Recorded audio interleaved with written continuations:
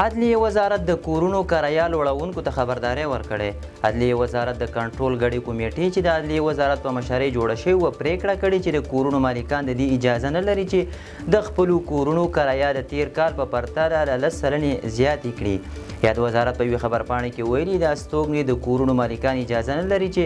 د خپلو کورونو کرایه د 1403 کال په پرتله له 10 سلنې څخه زیاته کړي او له دې سلنې د زیاتېدو په صورت کې د سرغړونکي تر قانوني تعقیب لاندې ونیول شي.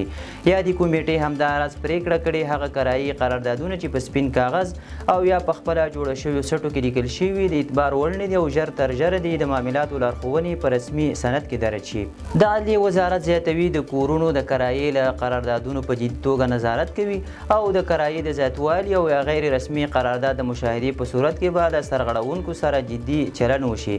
دغه پریکړه په داسې حال کې ترسره کیږي چې له پاکستان او ایران راایستل کیدونکي افغانان په افغانستان او په ځانګړي توګه په لویو ښارونو کې د کورونو د کرایې له لوړوالي شکایت لري.